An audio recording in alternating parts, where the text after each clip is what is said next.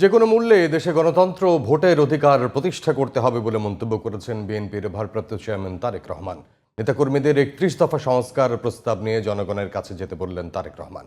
দিনাজপুর, ঠাকুরগাঁও ও পঞ্চগড় জেলায় বিএনপির কর্মশালায় ভার্চুয়ালি যুক্ত হয়ে এসব কথা বলেন তারেক রহমান। বিস্তারিত আব্দুল মালিকের রিপোর্টে।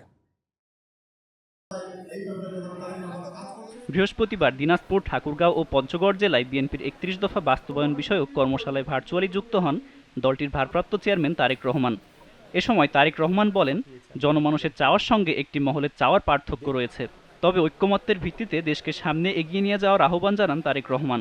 যে কোনো মূল্যে দেশে গণতন্ত্র ও ভোটের অধিকার প্রতিষ্ঠা করতে হবে বলেও জোর দাবি জানান তিনি।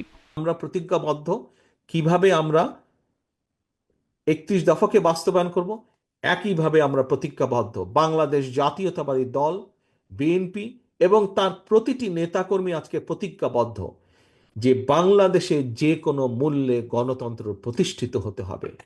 বাংলাদেশে যে কোনো মূল্যে মানুষের ভোটের অধিকারকে প্রতিষ্ঠিত করতে হবে। স্বৈরাচারের রক্তচক্ষু উপেক্ষা করে বিএনপি সংস্কার প্রস্তাব দিয়েছে এবং সংস্কার একটি চলমান প্রক্রিয়া উল্লেখ করেন তিনি।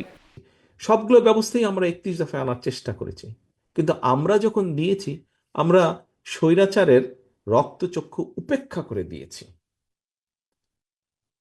আর অন্য যারা দিয়েছেন তারা কোন প্রেক্ষাপটে সংস্কার প্রস্তাব নিয়ে এসেছেন, কিভাবে দিচ্ছেন, এটি বিচারের দায় আপনাদের উপর আমি ছেড়ে দিচ্ছি, ওটা আমি আর বলতে চাই না। দেশের ৭০ ভাগ ভালো কাজ বিএনপি করেছে এমন দাবি করে দেশের জন্য ভালো কাজ বিএনপি করতে পারবে, জনগণ এমন ভরসা করে বলেও জানান তিনি।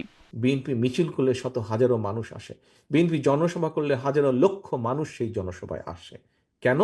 ওই যে একটি বিশ্বাস যে হ্যাঁ এই দলটি কিছু করে। বিভিন্ন জন বলেন হ্যাঁ বাংলাদেশের গৌরব করার মতন দুটি বিষয় কি, গার্মেন্টস এক্সপোর্ট, বৈদেশিক মুদ্রা অর্জন, আরেকটি কি রেমিটেন্স, প্রবাসীদের রেমিটেন্স পাঠানো।